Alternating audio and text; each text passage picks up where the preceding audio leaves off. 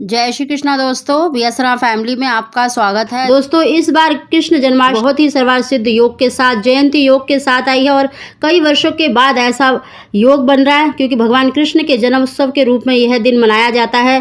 भगवान कृष्ण का जन्म देखिए भाद्रपद मास के कृष्ण पक्ष की अष्टमी तिथि रोहिणी नक्षत्र और बुधवार के दिन अर्धरात्रि को 12 बजे हुआ था। ये बहुत ही सर्वासिद्ध योग माना जाता है।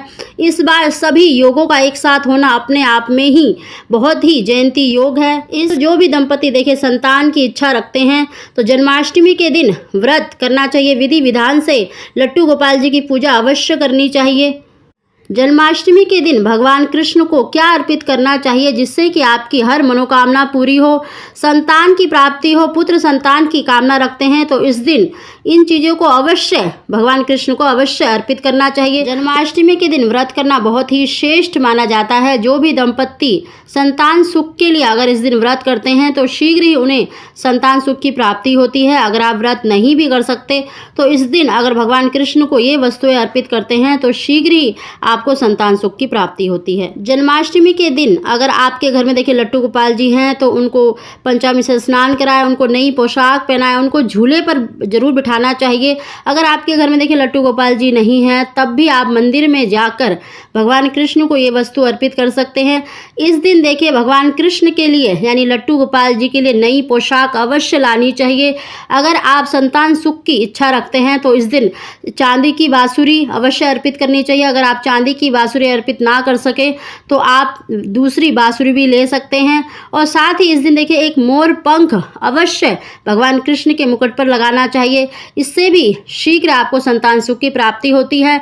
इस दिन देखिए व्रत रखा जाता है और 12 बजे के बाद व्रत का उद्यापन किया जाता है। लट्टू गोपाल जी को पंचामृत से स्नान कराया जाता है। उसके बाद उनको देखिए प्रसाद का यानी पंजीरी, जो धनिया की पंजीरी होती है, उसका भोग लगाया जाता है। भगवान कृष्ण को इस दिन देखिए खीरे का भोग अवश्य लगाना चाहिए क्योंकि माता यशोदा ने भी जन्माष्टमी के दिन खीरा खाया था, इसलिए खीरे का विशेष भोग लगाया जाता है।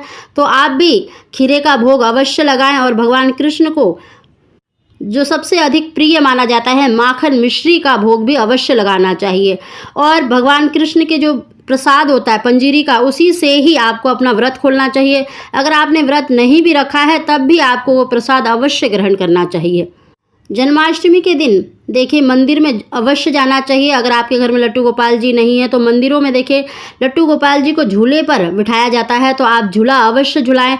इससे आपके जीवन में आ रही रुकावटें दूर होती हैं। जिन भी कुंवारी कन्याएं हैं अगर उनकी शादी में रुकावट आ रही है तो इस दिन लट्टू गोपाल जी के झूले को अवश्य झुलाना चाहिए। इससे शादी में आ रही रुकावटें दूर होती हैं।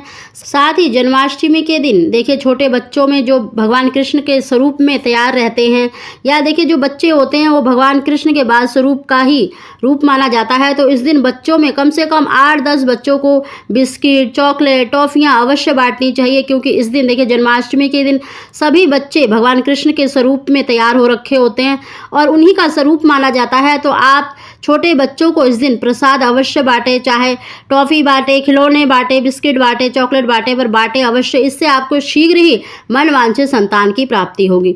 दोस्तों, ये हमने कुछ उपाय बताए हैं जो संतान प्राप्ति के लिए और पुत्र प्राप्ति के लिए किए जाते हैं।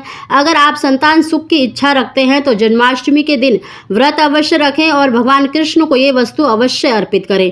एक बांसुरी, पोशाक और खीरे का भोग अवश्य लगाएं। दोस्तों, अगर आपको हमारी जानकारी वीडियो पसंद आई हो तो इसको लाइक अवश्य करें। आप सभी को